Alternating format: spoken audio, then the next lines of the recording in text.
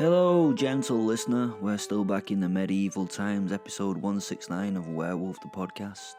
William Marshall the Werewolf is now back in the court of Count Perigo, where he's trying to get his prize. Let's see how that goes. Do us a favour, follow us on the platform you're on. Maybe even, share us with your friends. You could always press that number 5 star and give us a rating and say how brilliant we are. That would be really nice of you. Loads of stuff in the description. Go check it out. And as always, from us to you, we love you. Enjoy.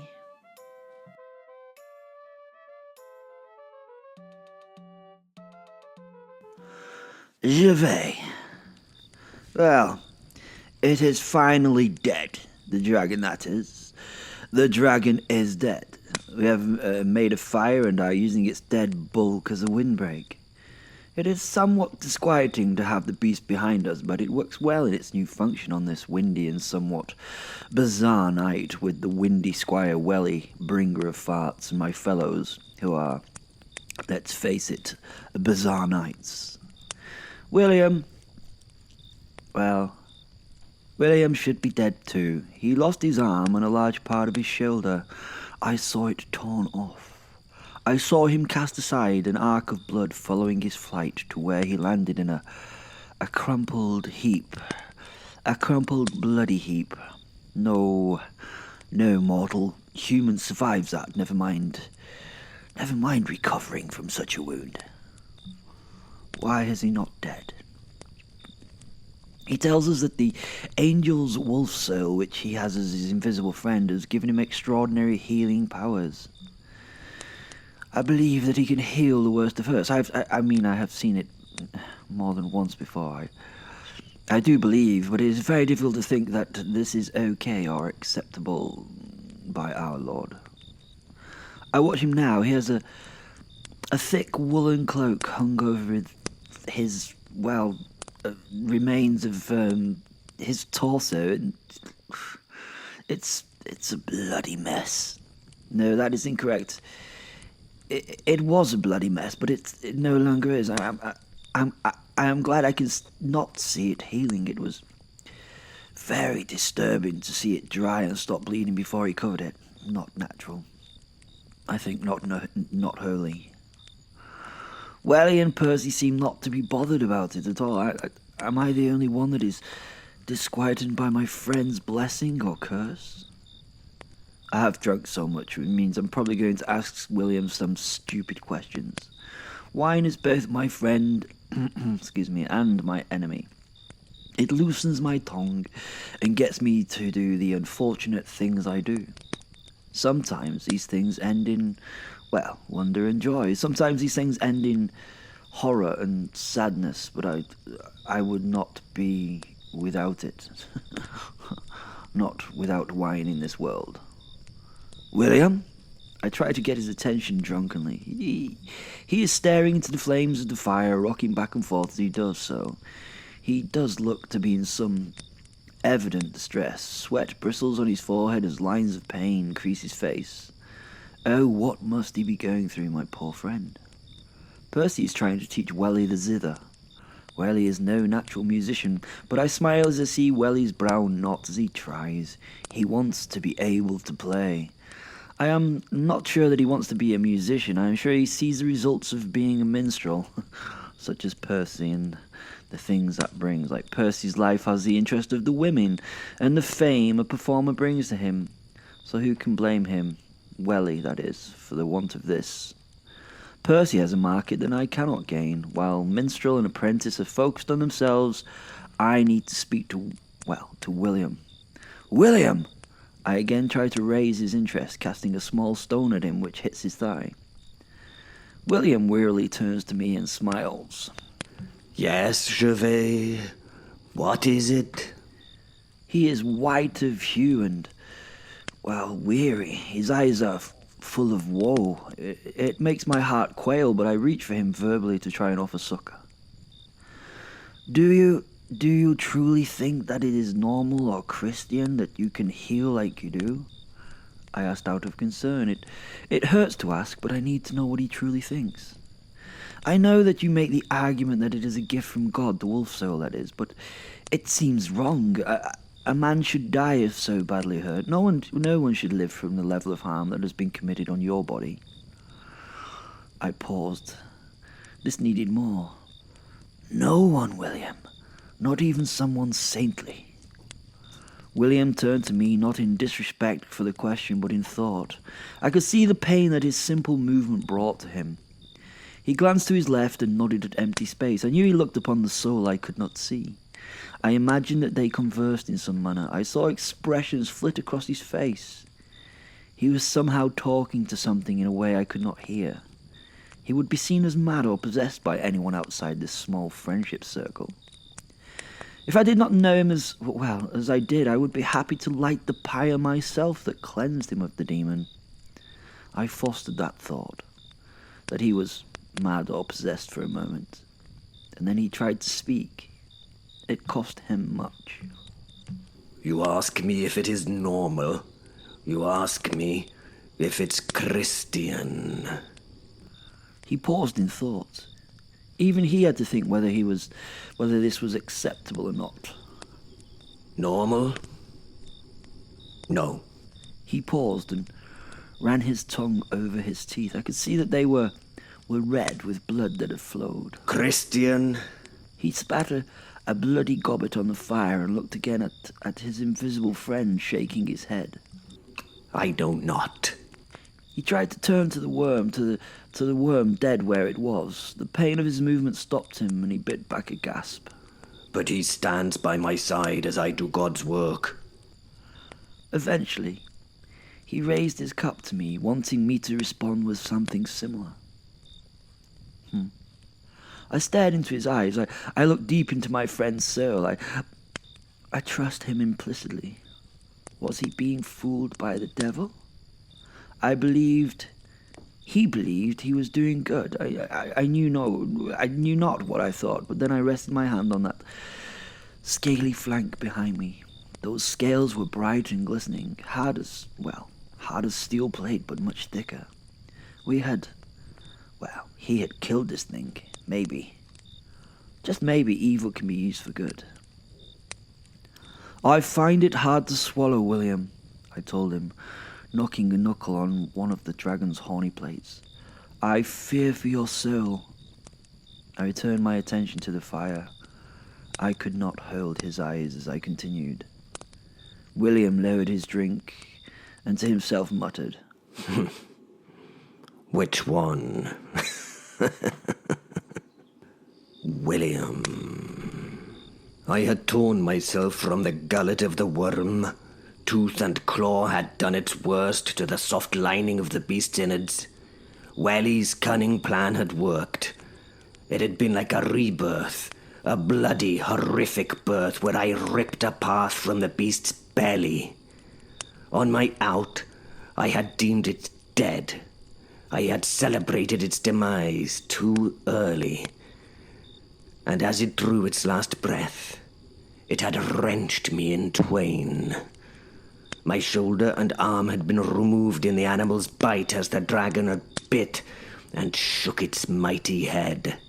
Its teeth had sheared through me, taking my flesh and casting me to one side. Oh, such agony, such pain. That night had been long and full of misery. I couldn't survive the worst of wounds. I somehow can heal horrific injuries. But the process of that recovery and the pain that coincides with it is no joke, I can tell you. I now wondered if what I felt was worth living through. Suffering makes the man. And if so, then I should be a veritable monster of a man. Which, as you know, I am. I felt the flesh bubble and the muscles rebuild. The wounds twitched and movement happened beneath my blood-soaked cloak. I hid the horror from my compatriots. I did not want them to see this vile process. In truth, I hid it from myself as well. I would not be able to cope with seeing this dreadful thing. I would try to close my eyes and get some blessed relief in sleep, but it betrayed me. Sleep and relief, that is. Maybe I have to feel the process take place for it to happen. Maybe. The night had been a long and uncomfortable one. By the morning, I had a new arm, and there was no evidence of any injury apart from my ruined clothing and armor. I had no replacement for my damaged kit, so I looked odd as I sat in the early morning light, bleary-eyed and half-armored. The gouging bite of the worm is evident only in my torn protection. Gervais, Percy, and Welly eventually fell into fitful sleep. They lay around the place wrapped in cloaks, snoring. Fenrir sat by me. Nothing was being said between us, but we both enjoyed each other's proximity as the agony racked me. This new morning was a blessing. Peace reigned, and I sat and thought about what we had achieved. Had it been a miracle? It had to have been a miracle. Surely. We were a bunch of odd saints now. I could not presume it, but we had done miraculous work. Me and my brave fellows. Welly woke and sat up, yawning deeply. He still had his eyes closed and stretched before rubbing them and blinking them clear. He smiled as he focused on me. And then reality bit, as he saw the huge body of the beast now dead. I smiled back at him, I did. He was already a worthy part of my circle, was Welly. Although his cunning plan nearly ended me, it had worked, and I had to thank him for that. I smiled and nodded. He stood and started his campsite duties. As the day progressed, we packed up our things in silence and made ready for our journey back to the court of the Count. Percy had removed the gigantic rubies that were the serpent's eyes. He joked that if he was asked what the rubies were, that he would tell the inquirer they were the dragon's balls. Oh, how we laughed. Laughing made us feel normal again. It brought us back to reality. The stones were as big as a man's head and were weighty. The giant stones were faceted and clear and must have been worth untold gold. They were truly beautiful to look at. Gervais had prized free several of the large scales that had covered the beast's body as proof of our kill, and I had taken the animal's tongue and its most enormous fangs. Between us, we had more than enough proof to attest to our win. Our win. I laugh. Our luck had seen us through this, nothing more. By midday, we were supped and horsed, ready for the journey back to the Count Perigold's castle. Still with no words and living in our own minds, we set off and would be there in half a day. We had won. We had killed the worm. We had won. We had earned our payment, and it was time to celebrate and collect that prize. We should have been filled with joy. We should have been celebrating and happy with the win, yet we were not. We had survived, but often after something like this, it was difficult to grasp what had been done. We had killed a dragon. We had killed a dragon. After this, the mundanity of a typical day seemed impossible to fathom. On our return, we had entered the chateau as heroes. Much pageantry and prestige had been our finding on our return. We'd been given rooms and made the talk of the court. The men looked at us with admiring eyes, and the women with want. It would be a night of nights. At the Lord's board we ate. The finest foods were given to us. The worm's teeth, tongue, and scales sat before the Lord. He and his daughter, little Em, sat close by, and she, in her 13 years, only had eyes for young Welly. Young Welly, who had become the worthy hero of our tale. Percy had told the story of our battle to the court. Welly's cunning plan had not been omitted. It was much played upon, and the little man gained much fame from the telling of this tale. I had never seen a boy so happy in himself. He would not become arrogant, though. We knew that Welly could not become arrogant. He was prideful, yes, but he understood that he was no one special in the eyes of our Lord. I found I liked him ever more as a young man this night.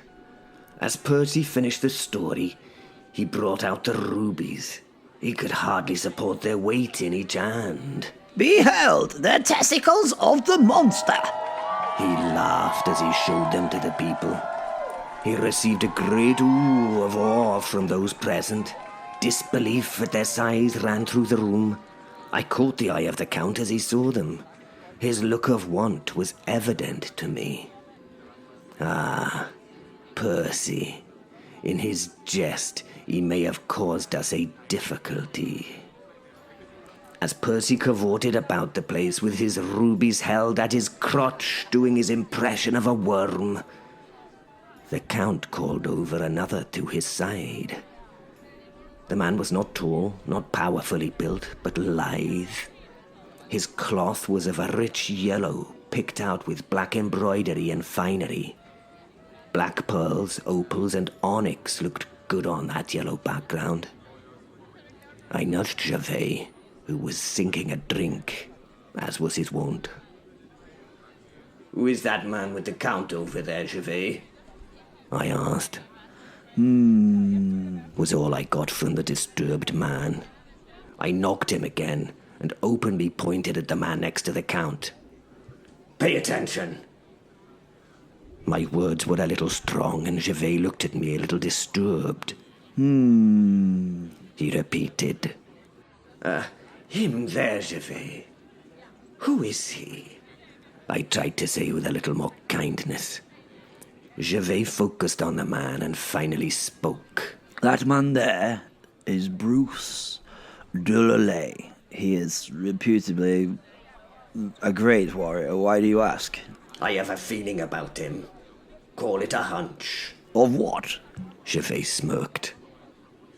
"I have a feeling that our Count is not happy about something, and he's going to use our friend there to cast the first stone of his plan," I told him. Percy had settled into his seat after having to retell the best bits of the story again to the court's youngsters. He winked at me, and the minstrels began to play as we all fell to our food. And what food it was, I might tell you. After we had eaten our fill, the room was altered for the dance. The leader of the dance took his place and nodded at the Count to ask permission to start the festivities. Many beautiful ladies prepared themselves to be in the arms of the heroes this night. Percy was already in the eyes of many of them. The Count stood. For the first time, I saw something different in his demeanor. I saw some want for evil in his face, and his glance at Percy and the stones that he held convinced me of the truth of this. Eventually, the crowd was lulled into silence by the Count's gestures. "This night is a night of celebration for all here.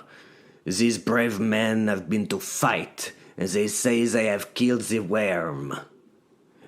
Cheers suffused the room. "They have brought me proof of it by bringing this evidence. The teeth and the tongue of the beast itself." His raised hands were brought down to present the prizes I had brought. He reached for his cup, and he lifted it. "For these, I give them thanks!" He yelled and raised his golden cup to cheers before taking a drink, as did everyone in the room. Then, clapping and voices were raised in salute. The Count reached an arm to his young, plump daughter. He and his offspring held hands, and he helped her stand, embarrassed before the crowd. Cheers erupted, and it took a while for them to be quieted by the Count's waves. They saved the most precious thing in my life. My M. My beautiful daughter. Gervais nudged me at this announcement and raised his eyes. I smiled back at him. She was quite plain, actually. Well dressed in flouncy pinks, but quite plain. And for that, we must thank them! He yelled to the grateful members of the crowd who cheered and yelled their tributes to us. I now call upon them each to stand and accept the reward of our hearty thanks.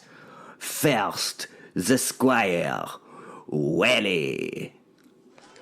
Welly stood with a reddened hue, trying not to make eye contact with the others in the room. Second, Lord Percy of Nerson-Bolland. Percy stood and bowed with practiced ease of a performer. His eyes looked around the room at each face, lingering on those he saw as the prettiest, and offering them a small, personal smile. Sir Gervais de Montagne. Gervais took to his feet and quaffed his tankard as the people cheered.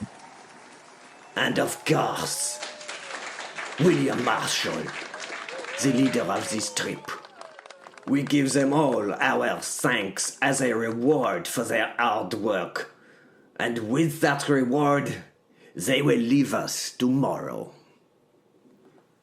Gervais looked at me with raised eyebrows. We both wondered why we would need to depart so soon. They leave us with our thanks as a reward for their chivalric work. What more could such pious, loyal men want or ask as a reward? Gervais and I held eyes. This was not the payment. It was merely a thank.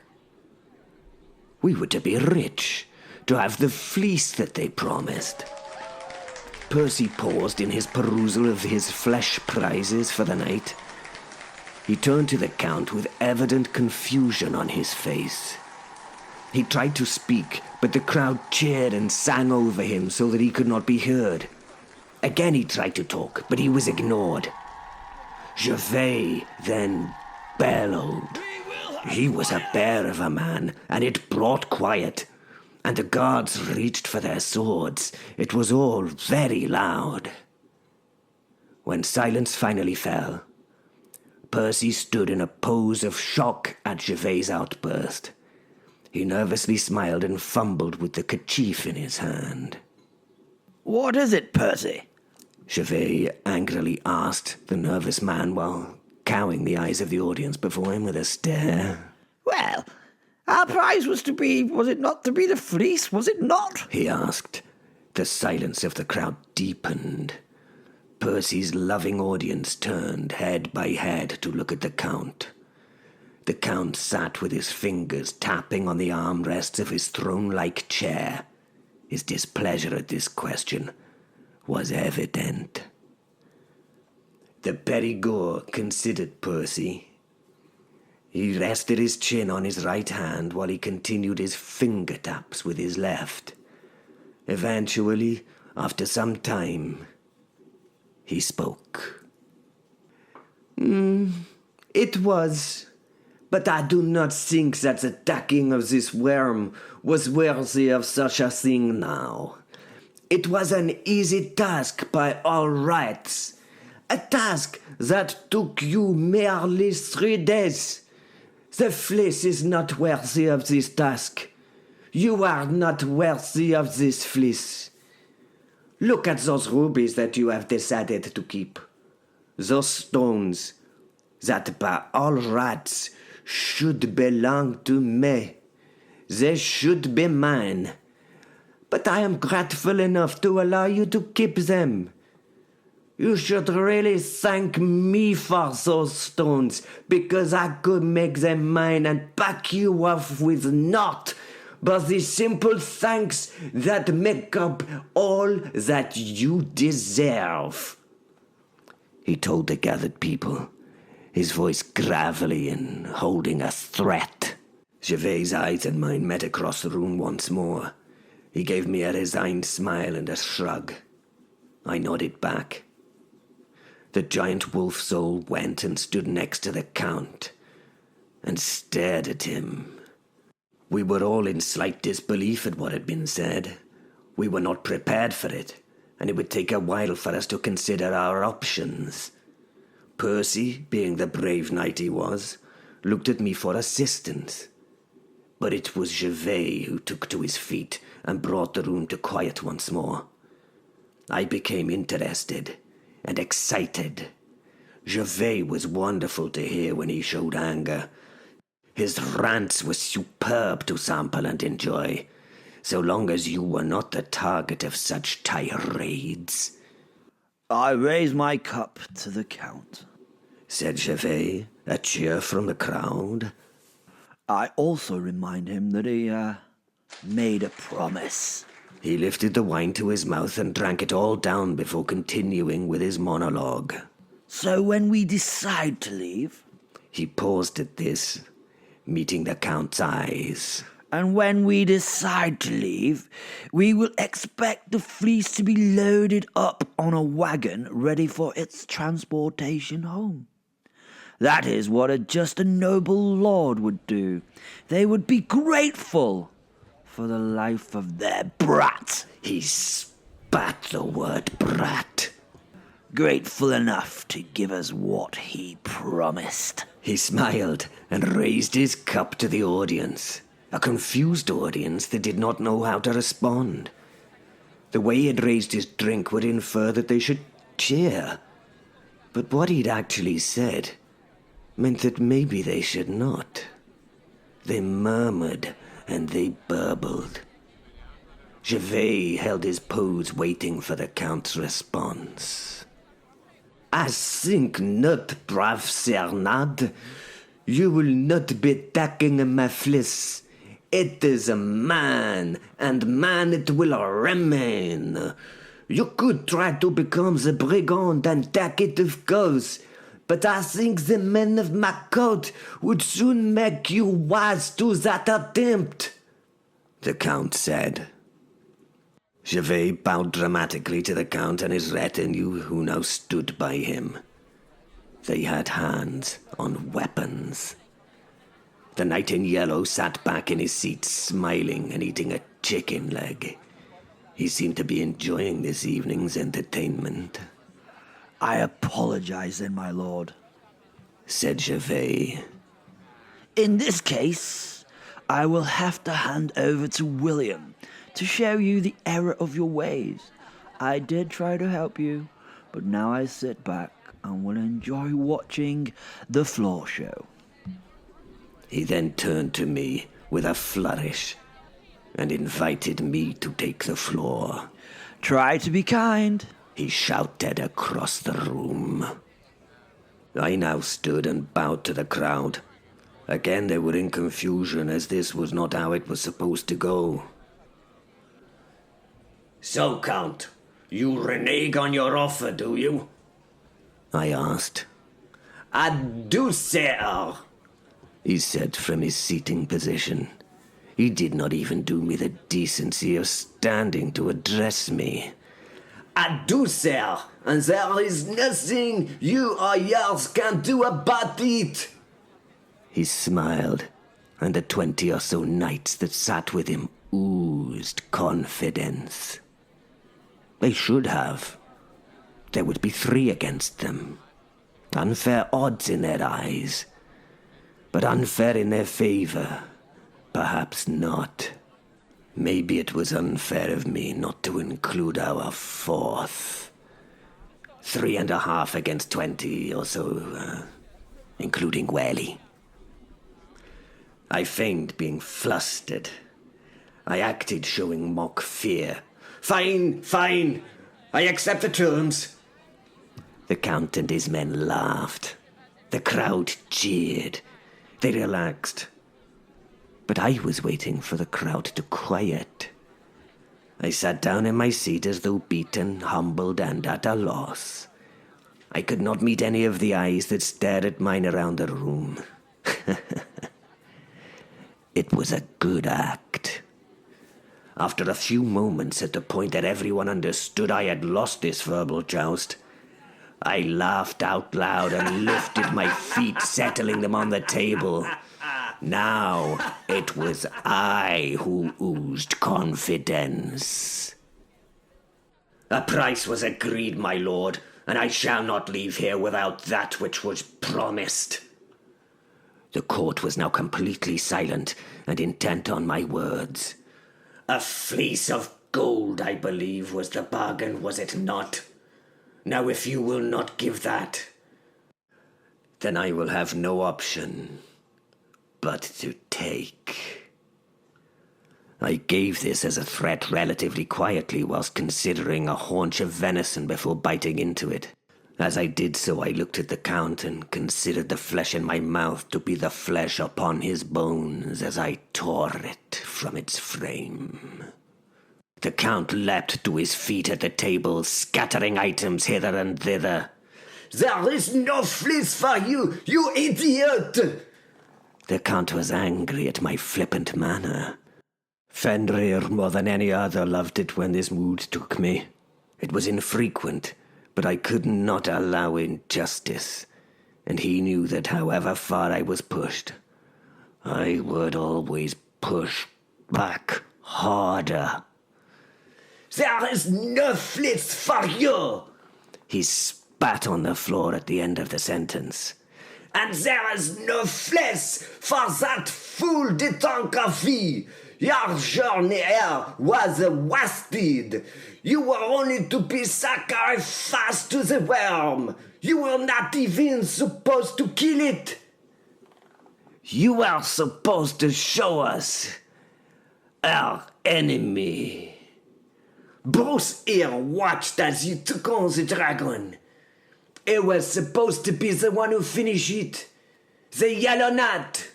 Bruce Galilei."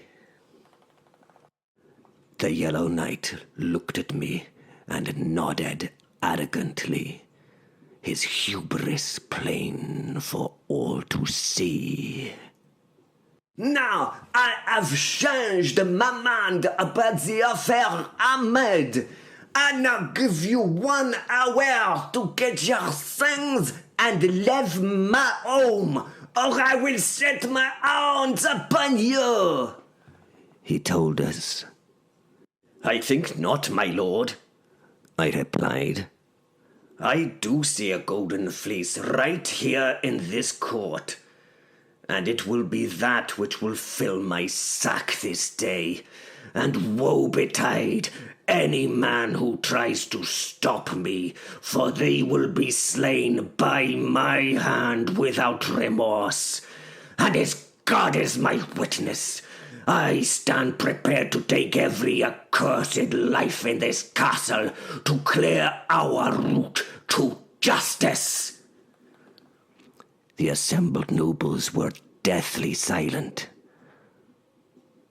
All that could be heard was the crackling of the logs in the hearth of the fire. "Now, I offer you the chance to pay your debt or pay my price. It is a simple choice, and I have no more appetite for conversation." I now focused my all on the food, and I ate. In the susurrations of the hall, I heard the long, slow grind of a heavy wooden chair being pushed back over a stone and straw floor. I could see what was happening through my Fenrir's eyes, and it was with no surprise that I saw the Yellow Knight, Bruce Galilei, stand. His look was of anger, and it was directed at me. "I challenge you, fool!" he shouted across the room. I heard all through my and Fenrir's ears, but I knew it would be much more fun to ignore the man and make him even angrier by my doing so. His nature was that of a narcissist, and he was not good at being ignored or not listened to. Gervais knew I was mocking him with these actions. He turned to me and called me. William! He called.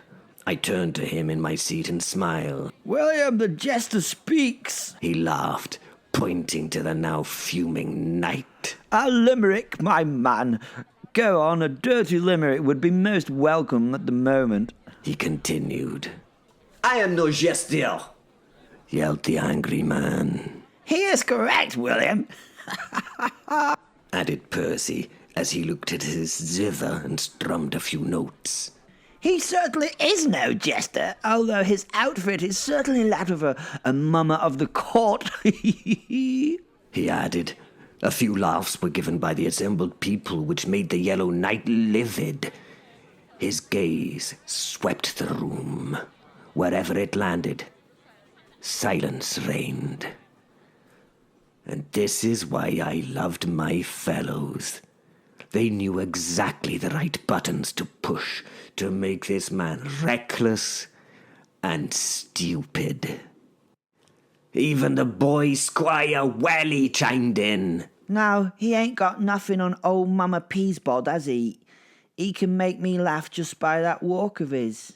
Do you think that this one will have a funny walk? I do love a funny walk. I am not a jester, nor a mummer, interrupted the knight. He drew 2 swords from his belt. The first was a hand and a half that he held in his right. The second was a short sword that he had in his left. He was a student of Montclavier, a great swordsman who in duel and single combat used these weapons himself. It's a difficult combination on the battlefield for sure, but it's almost impossible to defend against in single combat. I will fight and kill any man who wants to stand against me this day. I am the winner of over 200 duels. I am a champion of 20 or more tournaments. I am Bruce Delalay, the most feared knight that this continent has ever raised. I laugh and spit at your pitiful manners, you heathen knights. Fight me to the death, if you would, you cowards. He now strode from behind the table to the center of the hall. He flourished his blades in a very fine manner. The skill of the man was evident. He was an artist of the sword. Not merely a fighter, more than that. He leapt and span, doing somersaults and aerial spins. He fell to his back and in a complicated set of movements flicked to his feet again, and then somersaulted and landed in a squatting pose, his short sword behind his head, and his hand and a half pointed down in front of him. Percy had watched all this open-mouthed, and once the Yellow Knight had stopped with his final flip and held his pose, he started a wholehearted clap. Bravo! Bravo!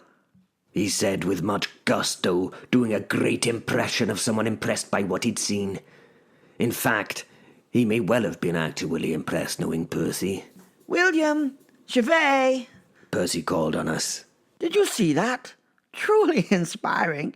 Although I don't have any coppers on me. Could you lend me some pay for our entertainment, please? He inquired. You dare to mock me, sir? The Yellow Knight yelled at Percy. Oh, no, not in the slightest. The spinny roundy stuff was wonderful, but I only have silver in my purse, though. I would require some coppers for your payment. He replied, offering the knight no chance to look into his money bag.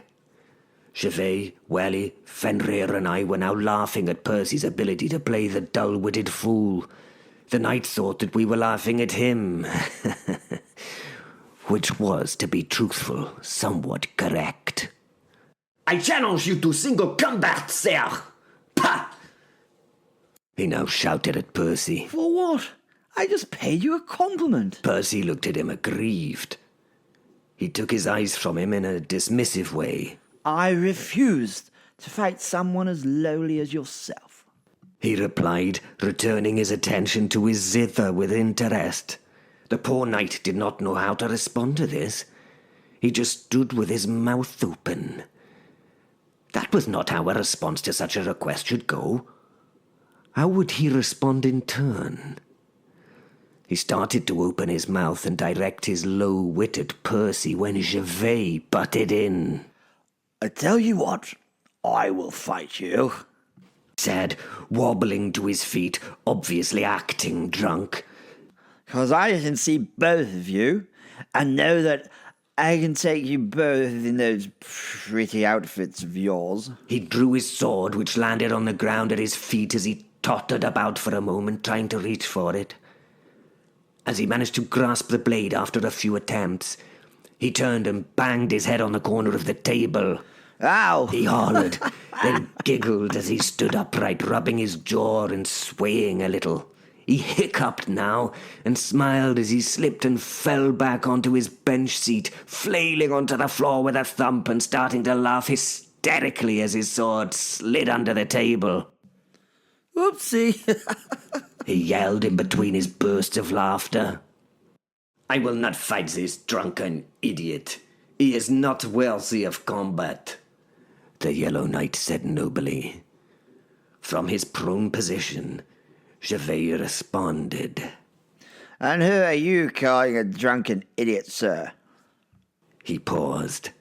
No, I take that back. Who are you calling an idiot?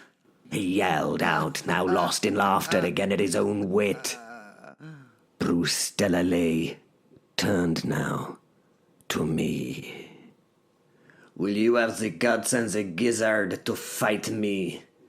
He asked, pointing his short sword at my chest. I saw the Count smirk. This was exactly what he wanted. I stood up and finished my ale, placing the cup on the table dramatically, and then I belched. Fenrir was now pushing me to engage, for the wolf to be unleashed, and for me to rip this knight a new hole to holler from. But I wanted to face this man as myself. I strode to the center of the hall and stood looking at the man. I raised my hands, to which he flinched back responsively. He knew now that he'd been played, as I smiled at him and rolled the sleeves of my shirt to my elbows. I took my time, which made his discomfort more apparent. To first blood, he said, as he stepped back and adopted his fighting stance. I shook my head at him, finishing my mouthful before I spoke. No, I do not play. This will be a fight to the death, I told him. I saw the shock in his eyes, but he was a noble man, a brave fellow, and he nodded. I drew my sword and leant on it as if I were an aged man with a cane. He circled right and away from what he assumed would be my sword arm. His swords were ready in some sort of en garde position. I smiled and watched him move with interest, trying to follow him while remaining wholly on the spot. As I watched, I distractedly raised my right hand to pick some flesh from between my teeth with my thumbnail. His response to this was that I must actually be left-handed, so he started to circle back left. Predictable. Which he really was. Once ready, he swung his swords and stepped in a triangular pattern on the floor. He was constantly changing the threat of what he offered, Was it a stabbing slash from the left or a swiping cut from the right? Was it a head attack or was it a stab to the inside of my thigh? He hid it well, in fairness. What he did not know was the unnatural speed that I have as a werewolf. Even as a man, I can slow down time in my head as he attacked. I could easily catch any attack and retaliate before he knew what had happened. So, I slowed his patterns down in my mind. I saw the low sweeping fake of the first attack towards my knee. It swung down, then at the last minute turned towards my hip. He pulled the blow just before it struck and stabbed forward with all his might at my chest with his short sword. But I was already there. How could I be there? He could not understand how I had moved that quickly. I caught the stabbing sword in my right hand and allowed it to slide forward in my leather-gloved grasp. To his surprise, I stepped in front of the blade, holding the point of the attacking sword at my sternum. His face changed from grim pleasure to shock. I now moved forward and allowed the blade to sink hilt deep into my chest. It stopped dead as the handle hit my rib cage. The crowd surrounding us gasped. It was a killing strike, and I had let it happen. I had actually placed the plunging sword on that path myself. I was now face to face with the man. Here, he could simply watch me die. His face of celebration changed to that of horror as he saw my face and my smiling countenance. What had just happened? Time returned to normality, and I spat at him. And as the spit traveled, my head followed it in close succession.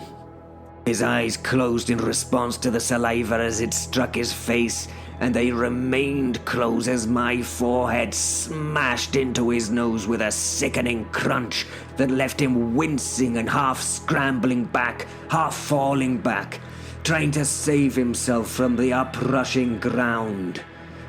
His vision was blurred. He could not see properly. In order not to fall, he had to let go of the handle of that sword, the sword with which he had skewered me. Even feeling blind and confused at my actions, he knew he had killed me. He must have killed me. And he found it within himself to smile as he wiped his eyes clear. But oh, how wrong he had been. Once he could see again, he focused on me. And that smile. No one in my position should be smiling as I was. His face changed as I grasped his sword with my free hand and began to withdraw it from my body inch by inch until it was bloody and in my grasp. I took my eyes from his to the blade, and I shrugged. The blood that ran from the wound on my chest stopped. I shook myself down and hefted his blade. It had a nice weight to it. I looked back at him, and he, in return, looked at me, confused and now with such fear. I cast his sword behind me with a notable clang. What? Were the stumbling questions that came from the Yellow Knight Bruce de la Lay. Why did you do that? He was at a loss.